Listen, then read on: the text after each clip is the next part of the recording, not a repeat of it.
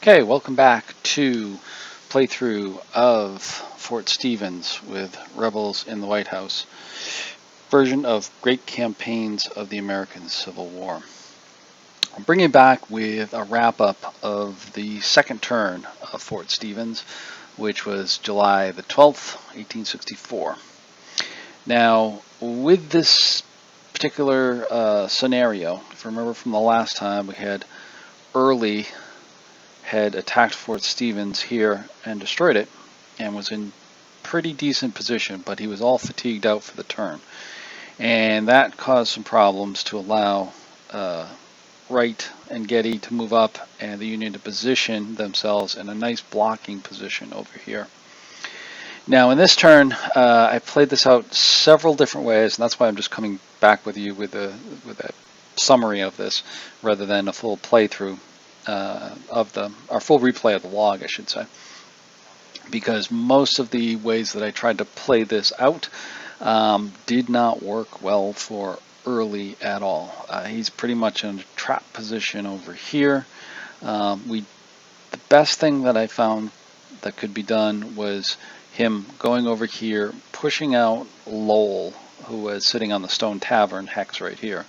And he actually did. He moved up here, and then McLaughlin was able to destroy him up here. He gets a couple of points, but not enough.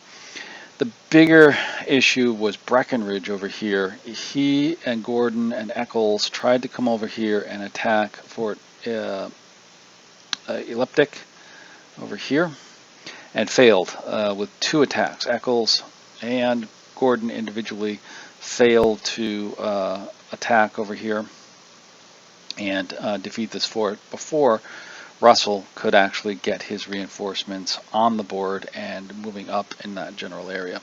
You can see they're all fatigued out. They're at fatigue 4. Early is left over here with Rhodes and Ramseur, but his position is very tenable because if he tried to move out down the 7th Street Road, he would be in a position where Getty and Wright could attack him and potentially destroy him, or at worst case, or even worst case, is be out of line of communications with the left edge of the board and lose points over there. So with this being the third attempt to try to figure out something for the July 12th turn on here, I kind of left it with that. I did try pushing them up here all together, both Breckinridge and Early, and that was fairly disastrous as well. Again, Wright could attack over here, basically wiped out 2 divisions. I think it was the Ramseur and Eccles were wiped out in another play over in here. Trying to get them back around and go around to the east a little bit further failed as well. They wound up being fatigued out by the time they got over to these forts, and could not attack here as well.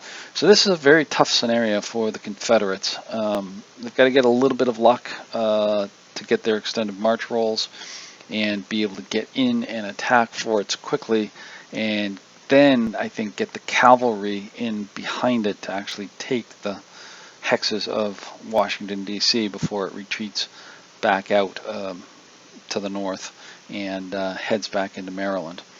But that needs a lot of luck and a lot of skill to make it happen. Unfortunately, it didn't work this time, mainly because it didn't happen on July the 11th. Other than taking the fort, but we couldn't get the cavalry down through here before the Union responded within here. Again, I found it to be a very good play with the multiple scenarios. I had good learning, good kind of reinforcing the sequence of play and some of the special rules and things over here. I did find it very, very tough for the Confederates to actually take and win this particular scenario. But it's a good learning scenario, good single solo player scenario, and did find it very interesting. And it did highlight kind of the same issues that Early had as part of his command: the fatigue, the heat, and the fatigue of the day in that time really sapped a lot of energy from Early's units to be able to do anything. The Union, although they have small units there as defenders initially, the reinforcements of the 6th Corps is enough to deter, if not prevent, Early from attacking in certain positions, just like where Wright is here, and then ultimately where Russell is positioned up here. There's no way Gordon can or I should say Breckinridge with Gordon and Eccles, be able to do any type of attack down through here to break through the forts. And of course the forts, you have to fight them because the forts are a blocking terrain to the Confederates, even with their skeleton garrison that are in there. They do have some significant artillery positioned in rolling hills that makes it very tough for the Confederates to break through there. So again, very enjoyable, very realistic to the time frame and to the battle itself. Highly recommend playing this, probably solo. I don't know if it would be as enjoyable with face-to-face, two-player type of thing, but it could be. It could be if you give if you have two players that are willing to understand the limitations of both sides and understand that the Confederates are going to be severely hampered there as well. So, hope you enjoyed this. Again, for the 160th playthrough of Rebels in the White House, Early's raid into Maryland and into this particular area of Maryland and into Washington. We'll continue on with his retreat back. I've got a couple more scenarios ready. We've got Cool Springs, which will be coming up here next. That happens on July 18th. And then on July 20th, we have Rutherford's Farm outside of Winchester as part of the retreat there as well. And then ultimately, 2nd Kernstown, where Early surprises and counterattacks, not Wright, but it's going to be the resurrected army of the Shenandoah for the Union under Crook, and that will be interesting there as well. I've got those three coming up here very, very shortly over the course of the next couple weeks for you.